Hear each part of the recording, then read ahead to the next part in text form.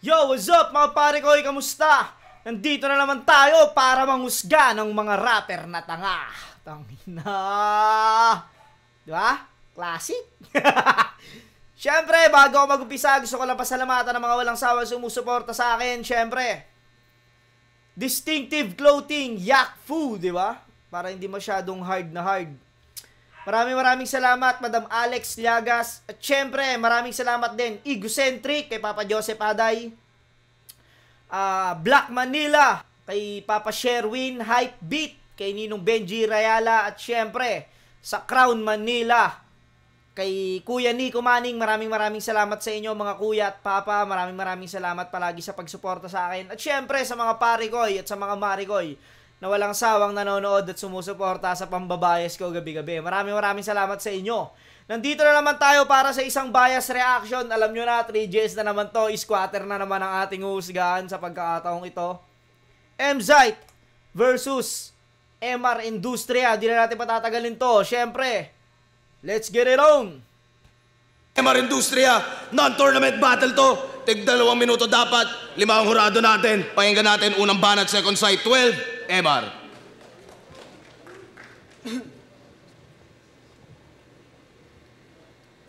Bakit? Wala pa sinasabi, no? Wala pa kailangan, bakit agad yung bunga din, no? Bakit? Tangina, may sariling mundo talaga si MR ng ano. May sarili talaga siyang mundo pagdating sa sa battle rap. Anong nasa isip nyo? Hiniisip nyo kung anong nasa isip ko? Ang nasa isip ko'y wala kang isip. Letrahan mo para lang sa mga mangmang. Isa ka sa punot dulo, kaya ang teatrong pugutan ng ulo ay naging peryahang masangsang. Wala kang... Tangina, iba talaga si MR Industria kahit noon pa lang. Ganito na yung style niya pero pakiramdam ko mas nagiging epektibo siya ngayon. Putang ina. Nandiyan ako nung live. Napanood ko to ng live. Putang ina, lalo sa live. Napakawalang yan ito. At pangalawang beses ko pa lang itong mapapanood. Titingnan natin kung ano yung pinagkaiba ng live tsaka nung dito sa video. Isip, M-Site, masisiba ka ngayon ng sibik at kultura at agham. Sobrang liit pa naman ang bukabularyo mo at ang bao mo'y pinamamahayan na lang ng langgam. Tapos ito ang estilong kinaugalian na ginahas at gasgas na gasgas na gasgas na gasgas na gasgas na gasgas na ng marami. Ito ang inyong estilong kinaugalian na ginahasa na ng marami. Mga baduy kayo, sabi ni Rame. Hindi na dapat pang dumami ang mga nangangating mga palad, ngunit naghuhugas kamay. Kunwari, sasalaksakan kita ng maka, lumang panitikan, total wala ka namang maka, bagong nasasabi. Taimtim kitang kakatayin dyan sa lugar mong komportable. Kukonektahan kita ng morpe, mang ang kuryente ay doble-doble. At kung sasabihin mong hindi ito rekta, ay mahina na ang iyong kable. Oh! Tangina mo, galing nun. Alam mo yung linya niya na, puta, na ano niya pa, naisipan niya pa ng pampiloso kung sakaling magbabalik si Mzite, magre-rebat. Linya niya, putang ina, na piloso po niya pa. Putang galing nun. At kung sasabihin mong hindi ito direkta, mahina na ang iyong kable. Kumbaga, pag sinabi mong hindi ito nakadirekta sa'yo, puta, mahina na yung kable mo para kumonekta. Nakakonekta pa rin dun, puta, konekta, tas kable, putang ina, tas direkta. Iba talaga si MR mag-isip at magsulat. Tang inang yan. May pang bisyo talaga. May bisyo, no? Iba talaga mag-isip pag may bisyo, diba? Hindi, puta. Caviteño yan, puta. Ano yan, nasa dugo talaga niya yung... Nananalitay sa dugo niya yung pagiging ano... Adik. Adik, you know? Hindi, nananalitay sa dugo niya yung pagiging makata. Ng Cavite, putang ina, MR Industria. Magaling talaga lumetra na ito. Tip-top game! Game! Kanina pa. Kaso yung tornilyo ni M-Site, kalawangin na, hindi na mapihit. Sobrang bagal ng evolusyon mo sa paglaki ng ulo, pabata naman ang isip. Sa kakarampot na salita, paikot-ikot lang, paulit-ulit-ulit. Nagtandaan at nag-idara ng mga linya, ganun ka pa rin gumuhit, guhit. Huwag ka nang umukit, hindi ka bumabakas. Pangunahing tauhan nyo, mauuna pa sa pangwakas. Nasa pulso ka magsulat. Nasa pulso to magsulat, rima ko tagalaslas, taga-tahi ka ng rima, boses ko ang taga-sastas. Taga-Cavite ako'y sadyang matayog aking balangkas, na kahit ikaw ay nasa taas, aking maibababa, balangkas. May nag-iisip ng ererebat. Tangina, sobrang swabe nung pasok na yon. Wala pang nakaisip ng ganong atake na alam mo yung galing ka sa seryosong pag-i-spit sa mga seryosong sulat, biglang may nag-iisip ng irerebat. Putang ina, galing nung bali, putang ina, husay.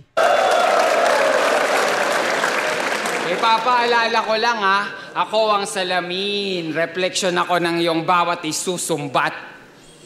Titulo, shing! Kayamanan, shing! Kasikatan, shing! Karangalan, ikaw po yan lahat. Pero aklat ko ang binabasa ng kaapu-apuhan mo sa hinaharap. Pero waklat ko ang binabasa ng kaapu-apuhan mo sa hinaharap. Totoo naman kasi ang mga bata, magbabasa talaga ng aklat. Kahit sinong mga parating na bata pa lang ngayon, maisisilang darating ang panahon, magbabasa sila ng aklat. Alam mo yon? Na ganyan, mga malalalim na Tagalog, kailangan nilang daanan yon. Dahil tayo, dinaanan din natin magbasa ng libro, magbasa sa aklat, ng mga Tagalog na hindi naman agad ipepresenta sa'yo o ipapakilala sa'yo ng magulang mo yung battle rap agad Kumbaga, yung mga pilosopo, mga jokes. Kumbaga, ang unang ituturo sa'yo ng mga magulang mo yan. Yung mga Tagalog, mga salitang sa aklat mo mababasa. Galing. Salita ko ang sandata nila sa mga tao mapanakit at tulad mong mapagpanggap. Nais mo silang tulungan, tumigil ka na mag-rap kasi ang sarap neto ratratin. Kasi dama ko masasama mong balak. Katawan mo'y pagpuputol-putulin at pipigain hanggang sa huling latak at ibuboro hanggang maging ganap na to na alak. Ano pang ginagawa mo dyan, Enigma? Pwede mo na tong itulak. Galing, ibuburo hanggang maging ganap ka ng alak. Ano pang tinatayo mo dyan, Enigma? Pwede mo na tong itulak. Pwede mo nang ibenta kasi alak na. Tsaka pwede niya nang itulak. Alam mo yun, pwede na daw itulak ni Arik si M-Zite. Grabe yun. Grabe yung round 1 ni MR Industria dito.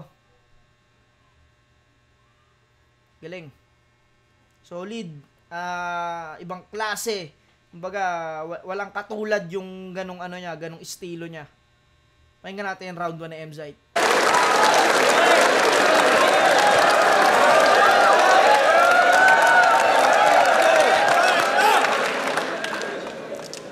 Magaling.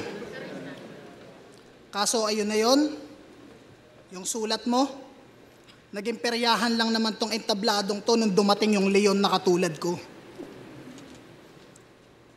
Sabi mo sa laban mo kay, anong pakiramdam ng panghuling laban? Nakakabagot? Nakakainip? Ano ang kahulugan? Ito ang sagot dyan. Andito ka na sa level kung saan magkakasubukan kung tunay bang may kabuluhan O baka naman hindi lang dinadalaw ng antok kaya nagkakagulo yan. Ngayon magkakaalaman kung kaya mo bang lumikha ng ingay sa oras ng tulugan. Hindi mo ba natunugan? Ako ang pumili ng labang to. Para malaman ko nga mga buto mo ay matitibay talaga. Kaso dinig ko ang tibok ng puso mo na ang himigay ka ba. Kaya hinihingi pa lang kita, alam kong bibigay ka na. Gusto mong malaman ang pagitan natin, ikay lumapit, halika. Kung puno ka ng pang-uri, yung sa'kin pandiwa. Di lang basta gamit ng rima, balakarit ng sima. Di ba susukat ang talas ng dila sa gamit ng wika, kundi sa lalim ng hiwa. 10 taon na akong narito, may ilan na ring humarap sa akin na napahamak. At sa kakahanap, ang natagpuan ko ay balon. May lalim na walang lawak. Tila isang kahig, isang tukang, nakayukot, nakanganga. Nagtrabaho ng 1 buwan para lang sumahod ng may mga kamaong nakasara. Gusto mo ng sunod-sunod na sapakan o kung gusto mo, sagpangan. Kaso mawawalan to ng pangalan. Dahil pagtapos, baka hindi nyo na makilala tong Ginoo sa aking kanan o kahit sa... Putang ina mo. Baka hindi nyo na makilala tong Ginoo sa aking kanan. Yun yung sa pangil. Tsaka pag inabot siya ng kanan ni Emzite, baka hindi nyo na siya makilala.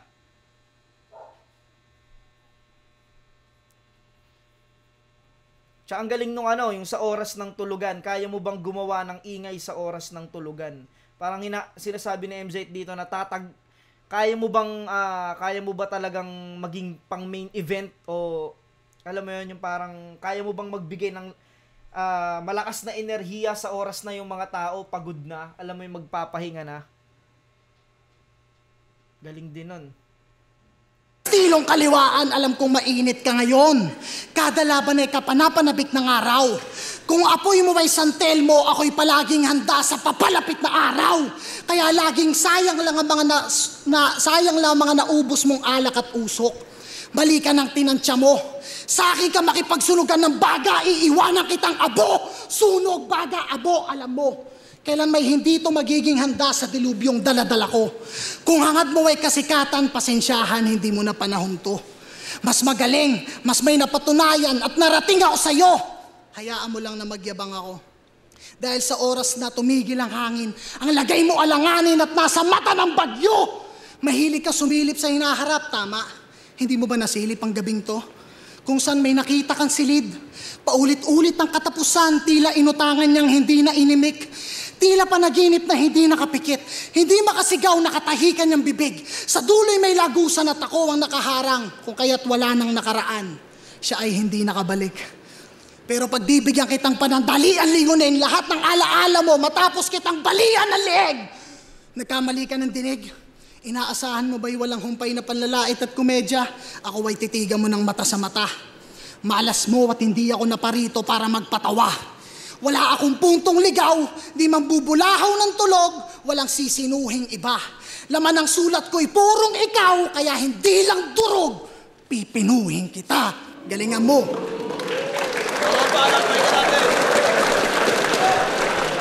Galing din ni Emzite, putang ina. Tang inang dalawang to, hayop. Ibang klase parehas. Ibang Emzite pala to. Putang ina, ibang Emzite nagpakita rito. Pero kung pinasok ni Emzite tong mundo ni MR Industria sa round 1, pakiramdam ko mas maraming nabitaw. Malalakas mga punchline ni Emzite pero mas maraming na iwang sapak si MR Industria dito sa round 1. Kumbaga, hindi rin to yung inaasahan nila kay Emzite.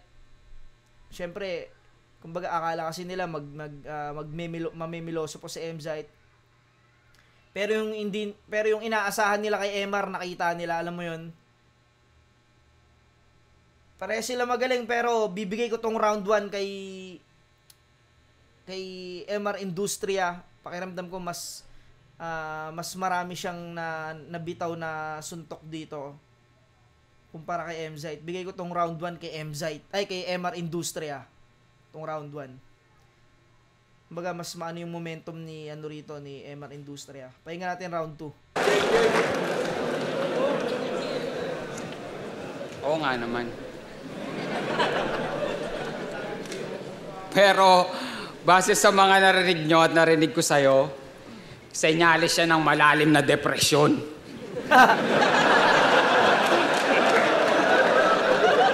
Natural, depresyon, hindi halata.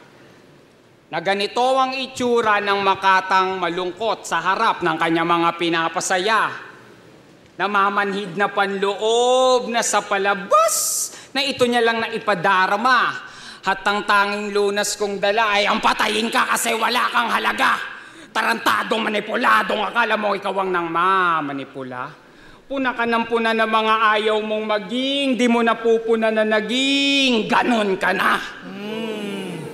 Ganon na rin ang iyong destinasyon na gawa mo pang ikumpara. Ang ginugol mong mahabang panahon, pero hindi ka naman na iba sa iba habang sulat ko inaaral. Literatura pampanitikan. Sulat mo tinatapal sa sigmura ng kabag ng mamamayan. Magsukatan na ng kalakal, hindi neto makukwenta aking kalakalan. Magmumuka ka lang veteranong kulang-kulang at yon ang iyong kakulangan. Bunga ka lang ng sama ng loob na pinitas ni Eva at Adan. Ang kaso bunga ka ng kamangmangan kaya hindi ka kinagatan. Itinapong kat na bulok, inugat tumayog, naging ganap na puno. Pinutol sinunog, inuling, naging lapis na mga estudyante ngayon matuto. At nang dinala namin sa pagamutan ay sinapian pala ng nuno. Alam nyo na yung kung sino, hindi ko na kailangan pang ituro. Tangina, ibang klase mag-imagery dito si ano. MR, putang ina. Hindi brutal yung ginagawa niyang atake, pero alam mo yung kung paano niya kilitiin yung utak ng tao dun sa simpleng mga reference niya. Kaya tulad niyan, yung sa puno, sa bunga, simple lang pero nagagawa niyang espesyal, putang ina. Ibang estilo talaga ni MR Industria. Bagos, iduduro ng iduduro ang sulating nakasistema. Yung pantig, dinig na dinig, kapareho at kapareha. Nakakasukan at nakakasawa ang mga luto mong ibinibenta. Panlasang elementarya sa edad mo na 30, inang M-site yan. Ang bango pa naman ang pangalan mo. Ang lansalang pag binabanggit. Ngalan ng Serene sa gubat na nais ni Sendlok mabingwit. Kaya naman pala may buntot, hasang at kaliskis. Nahuli sa sarili niyang bibig sa kakabungis-ngis. Pues magtitiis ka sa tistis na hindi nagmimintis. Pinong-pinong pang is-is, ninipis to kahit lumihis. Itong abnoy, bubuhusan ko to ng barnis. Sisilabang kita habang pinaghahataw ka pa ng arnis. At big kiss, na nagbabaga mga bakalan sa katawan mo ililingkis. Sabay ipapao kita sa krus nang maalala mong ikaw si Chris.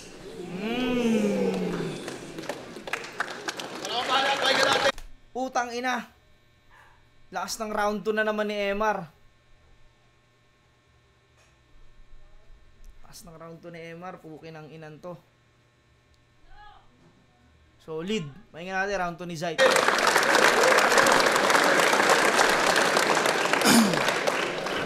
Napakahusay mo magturo. Matalim ang diksyonaryo. Kaso nagkamali ka ng turo, maghanap ka na ng matinik na albularyo. Yung mga katulad mo ng estilong panglaban, puro na lang ako ang. Mga alanganin bagsakan, kaya isa-isa nang nakomang. Para nga pa sa sining at masabing ikay higit na magaling sa kanila. Kaso nga lang kung madali lang mahambing, paano naging kakaiba? Purong Tagalog, pero pagkatapos ng kada ikot, sisigaw ng time. Wag mo ikaila. Asa ng paninindigan doon? Nabali na yung dating di magiba. Tangina, gagamit ng mga hindi niya alam na salita. Purong Tagalog na may konting Ingles, walang isang salita. Mag-iipon ng malalalim na kataga, tagpi-tagping pagsasamahin. Kung kaya't nagiging patapon, mali-mali pagkakasalin. Huwag nyo sa rima ibase, dapat may kalakip na imahe, kahit pa ilalim na dinali. Gato maging ibang klase, sa paggamit lamang ng tulay may naitawid na mensahe. Galit sa mga mababaw, na dapat ngay magpasalamat ka na lang at sila ay yakapin mo. Isipin mo na kung wala yung mga yan, walang basihan yung lalim mo. Masisisi mo ba ang ilan na kung yun ang napili nilang daanan?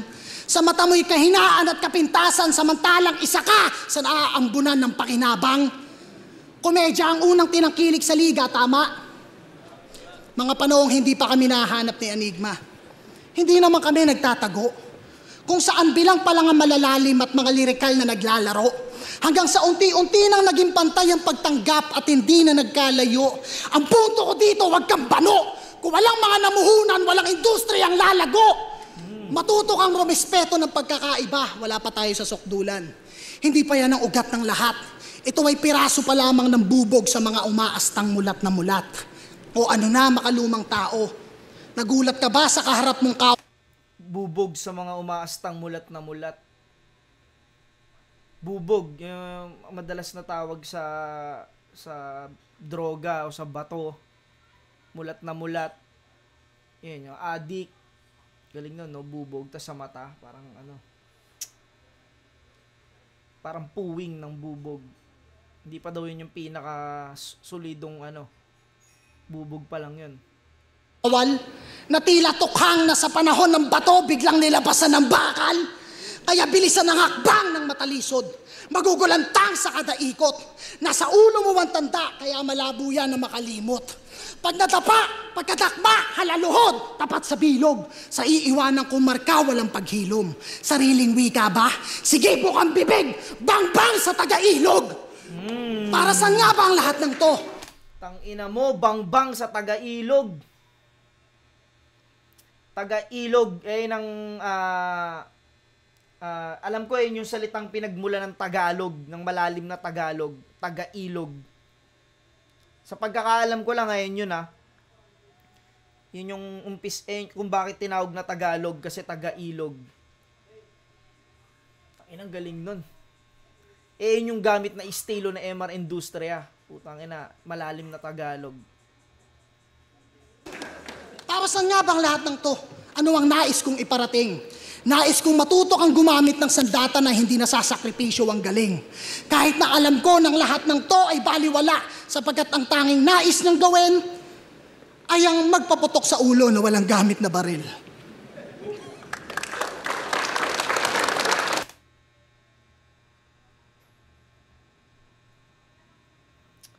Parehas silang nagpunahan dito ng estilo. Alam mo yung pinuna ni MR Industria yung pagpapatawa ni MZ daw na yun, naging perya lang daw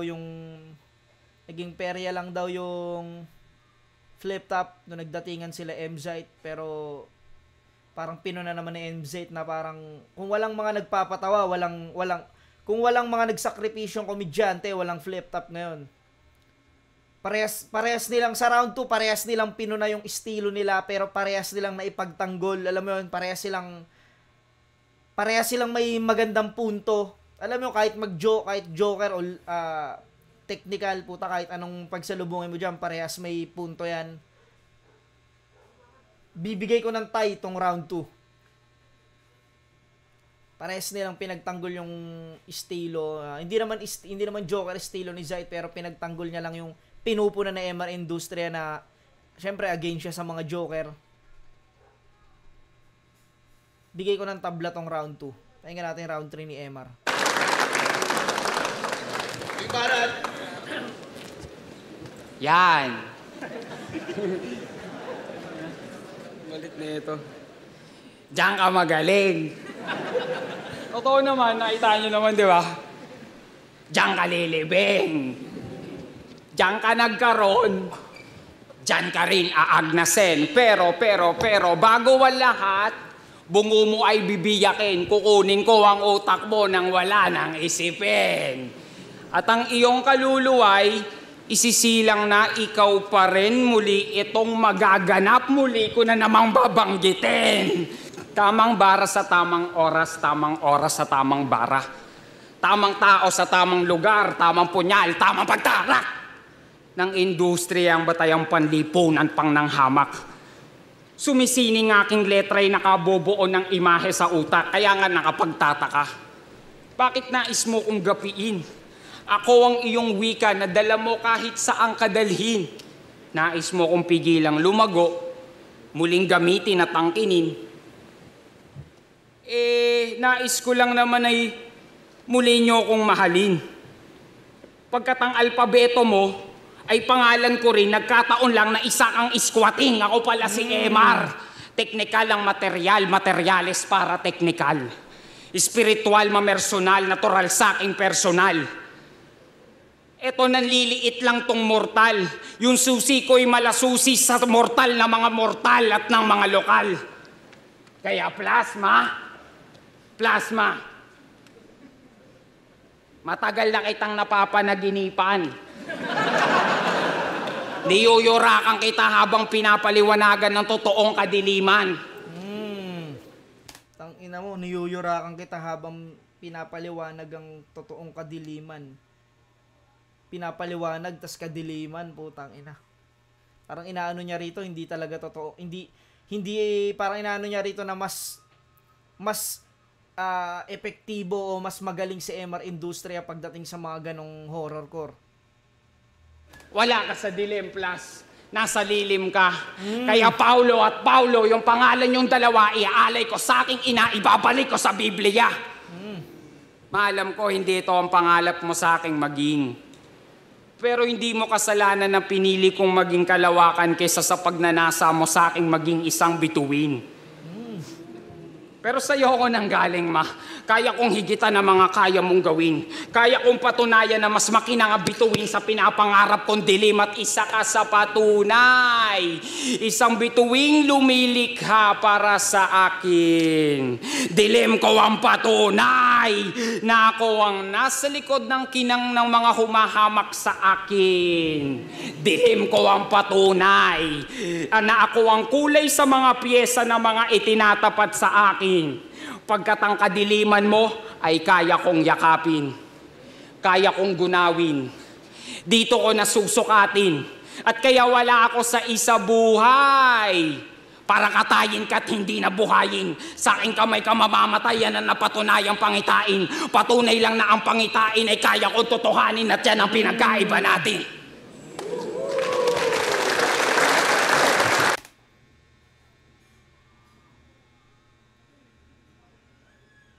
Pakiramdam ko hindi ganun kalakas nung round 3 ni MR. Mas malakas pa yung round 2 niya. Pinakamalakas niya round 1, sumunod round 2. Etong round 3 kasi hindi ganun ka-epektibo eh. Hindi naman epektibo, kumbaga hindi ganun karami yung suntok na napakawalan niya, hindi katulad nung round 1. Pakinggan natin round 3 na M-Site. Tapos ka na? Mali ka ng tugon. Kung sinabi kong tapos ka na, hindi yung tanong. Maniniwala ka ba kapag sinabi kong kung ano ka ngayon ay ganyan kami noon? Kaso kung gusto mong tumagal, kailangan mo matutunang sumabay sa pagbabago ng panahon. Kaso ngayon, yung estilong akala ko'y limot ko na nanumbalik, pinagtuunan ng labis. Tandaan mong mas madiin ang sulat kapag mapuro lang lapis. Yung mga tunog magkakawangis, puro komedya, patayan tong inoohan mo. Sumigaw ka dyan at maglupasay hanggang mapaos. Sa digmaan, hindi inaalam kung sinong may mas mahusay na panday. Ang mahalaga, sinong buhay pagkatapos. Ebolusyon ka baka mo? Gaano man kalawak ang kagubatan, sa dambuhalang alon ay lunod, lahat ay wawasakin. At ang tanging matitirang nakatayo ay yung may ugat na malalalim. Nangyari ang hindi inaasahan. Nakulong at nagtigil ang mundo, binalot ng sakit at kahirapan. Pinilit na gawan ng paraan na maibalik ang mga laban. May salapi sa usapan, pero hindi salapi ang usapan. At nung nanumbalik na sa normal, kanya-kanyang pasiklaban, nagsisiga-sigaan. Hoy! Lumabas ka lang nung may araw nang nasisilayan, pero nung panahon ng taglamig, kami-kami nagsilaban. Nasang ka nung Tang ina mo, nung panahon ng taglamig, kami nagsilaban. Mga nagsilab. Tsaka nagsilaban. Mga nagsibattle, no? Nung panahon ng taglamig. Nasakyan mo, muntik na mahulog sa bangin dahil may problema sa pagtakbo. Nakatulala ka lang. Di ka man lang kumuha ng pangkalso. Anigma, wag naman sana. Sakali na ang industriya ay muli mang magingalo, putang ina mo, walang iba, kami-kami pa rin ang sasagip sa'yo. Malutong ba? Malutong ba? Yan ang kaisa-isang murang na isulat ko. Ngayon mo sabihin na wala akong pagmamahal sa kulturang to. Sige kayo na, mga pinakamalalim, matalim, nakakaaliw, at mga nararapat na idolo. Di ko kailangan bigyan ng titulo pangalan ko, yung pangalan ko nasa lahat ng titulo. Sapagkat kung ang tunay na buhay may basihan at sukatan ng husay, nagawa kong isabuhay. Isa ka lamang sa mga halimbawa, isa ako sa patunay. At sa paglipas ng mga taon, ay may malaking pinagbago na. Nasa palaliman ka palang gumagawa na ako ng bangkat, tumatawid ka bilang ibayo pa. Pero hindi ibig sabihin yan na ikay mahina. Sadyang paghinambing lang ay tihado ka.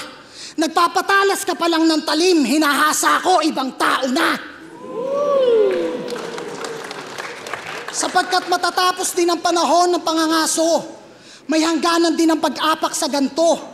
Pero kung sakaling mawala man ako, ang iiwanan kong pamana ay mga palaso, ang desirasyon ay sa iyong tuhod, sa balikat, sadyang katawan mo ang pagbubuntungan, at yung mga bakante naman, magmimistulang palatandaan ng mga hindi ko pa napupuntahan. Ikaw ba ay naguguluhan? Ako ang bugtong na hindi masagot. Bukod tanging nasa harapan mong hindi mo abot, mali ka nang nasilip. Dito ang hinaharap. Tanong ay bakit ganto? Napag-iiwanan ka na Emar, ang kalaban mo yung dating ako. At bago matapos to, at ang mga nakikinig mag-ingay, magaling ka naman, kaso nadala sa maling palagay. Mahusay bukod tangi sa mga naging kasabay, ang pagkakamali niya lang ay lumaban sa taong anumang sining ay kayang gawing pamatay. Ito mag-ingay! Putang ina ni MZ sa round 3, damdamin yun. Pukinang ina. Punto tsaka damdamin. Naghahasa ka pa lang ng patalim, hinahasa ko yung ibang tao na. Pati yung mga nawalang sinagip daw nila yung industriya nung panahong nung nagka-pandemic, parang yung sinasabi kasi ni MZ dito nung nagka-pandemic, mga 3GS na squatter na squatting lang kasi bumabattle nun eh. Tangina, damdamin tong round 3 ni MZ. Last nung round 3 ni MZ, parang para sa akin pinakamalakas niyang round itong round 3. Nakita ko yung MZ na hinahanap ko ito sa round 3. Ito yung MZ na hinahanap ko talaga. Yung round 1, round 2 kasi parang sinubukan niyang pasukin yung mundo ni MR Industria, pero itong round 3 ito talaga yung MZ na hinahanap ko. Pukin ang ina. Round 3 kay MZ yun. Nabitin din ako sa round 3 ni MR. Pero pakinggan natin kung anong resulta. Flip top, second sight, 12. MR Industria versus M-Site. Mag-iayos pang beses para sa kanilang pareho.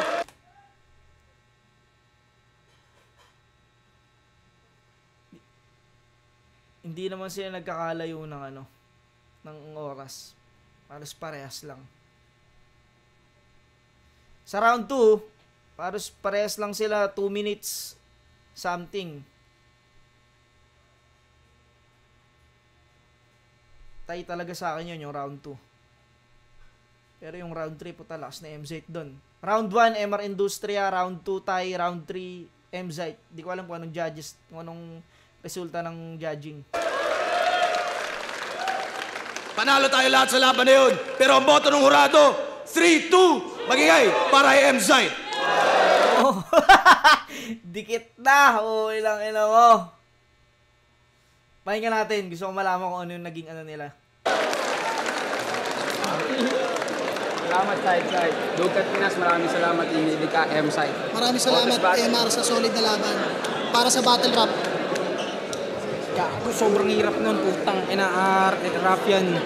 Binoto ko sa M-Site. Dapat ang plano ko i-judge siya per round, like round 1, 2, 3. Kaso parang bago matapos yung laban, parang na-realize ko na hindi ganun yung style ni M-Sight talaga bilang MC. Pero sinabayan niya yung style ni Emar at napatunayan niya na magaling siya sa paraan na yun. Kung si Emar kaya gawin yung style ni M-Sight bilang Galing! Galing ni Rafian. Putang inang, galing na ito. Galing magpaliwanag. MC, kaya ni Emar yun. Parang doon ko na lang binasi kasi sobrang hirap nung ginawa ni M-Sight na lumabas siya sa forte o sa kasanayan niya para sabayan si Emar Industria. Kaya binoto ko M-Sight. Shoutouts kay Ige, kay Bok, kay Sir Barret, kay Alphonse Teo. Yo, Marshall, isa na namang laban na pinagsisiyan na pumayag ako mag-judge.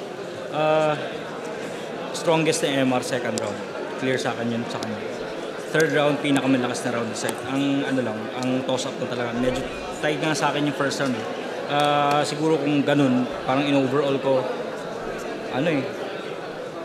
nahatak ni M-Zite yung buong performance sa pagdating ng round 3. That doesn't mean na parang nakain yung buong rounds ni MR. Pero kung overall mo titingnan sa lahat ng elements ng battle rap, kung paano yung rap talaga na mas pasok sa akin for battle rap.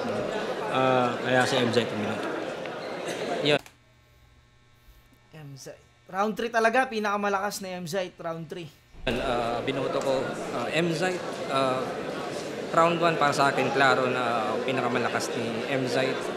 Ni Emar pala, ni Emar. Di ba? Emar, round 1. Pangina. Parehas kasi kaming henyo na ito eh. Wala lang akong reading glass eh. Sinabayan talaga siya ni M-Zite buong battle, pero round 1. Sweet ni Arik ko. Tangin na mo, Arik. Yan pala bagong baby mo ha. Ang ina mo, si GL pala ha. Body bag ko yan. Body bag ko yan, Putang ina mo, wala akong gagawin dyan kay GL. Puta ko, kulatahin lang ako niyan. Kung may insekto. Round M-Zite. Emar pala round 1 Emar kasi mas maraming elemento yung pinakita niya. Yung onomatopoeia, yung structure niya, mas refreshing, mas kakaiba. Emar. Round 2, binigay ko din kay Emar. May mga slip-up si M-Zite. Pero nahirapan ako sa overall kasi. Ang hirap mag-judge yan, pre. Nagpapakyut ka. Mahirap mag-judge yun lang, nagpapakyut. Round 3, nakulangan ako sa material naman ni Emar. Tapos sobrang lakas naman nung kay M-Zite na nabawi niya to the point na kahit binigay ko ng dalawa kay Emar, mas binigay ko pa rin kay M-Zite kasi pataas yung energy niya. Yun, so overall M-Zite. Pero dikit. Pwedeng Emar sa video. Sa judge sa M-Zite versus Emar Industria, unang-una sobrang saludo sa ginawa ni M-Zite na tumawid siya sa estilo ni Emar. Pero para sa akin, 1-2-1 ni Emar yun. Parehas sila ng-atake pero stricto pa rin yung ginawa ni Emar. Mas marami pa rin kakaiba sa ginawa niya. Mas tumatak siya para sa akin. Pero round 3 kay M-Zite yun. At kahit sino manalo, sobrang deserve na pareho, sobrang galing. Pero Emar yung binoto. Ayun, binoto ko si Emar. Sobrang dikit lang halos, no? Round 1 kasi parang tabla. Pero doon na lumabas yung pagiging subjective. Pinili ko si Emar. Then round 2, doon lumabas yung pinagkaiba nila. Mas nabi-visualize ko yung sinasabi ni Emar kaysa kay M-Zite. Although malakas yung sinasabi ni M-Zite, pero ang lakas maglagay ng information ni Emar sa isip ng mga nakikinig. Which is yun yung number 1 weapon na dapat meron ng MC. And then round 3, bumawi si M-Zite ng sobrang grabe dahil laylay si Emar doon. Pero kahit ipasok ko yung score ni M-Zite doon sa round 3, binawasan ko kasi siya ng points dahil naglabas siya ng cellphone. So, Emar Industria. Naglabas pala si Zite ng cellphone. Pero putang ina, galing nila parehas. Yung pala isa sa nasilip ni Kuya Flick, naglabas daw ng cellphone si M-Zite. Pero congrats sa inyong dalawa. Panginang galing nyo parehas. Pakiramdam ko kaya nyo na sumabay sa akin. Oo, inang nyo, diba? Galing nyo. Hanggang dito na mga pare koy. Peace out.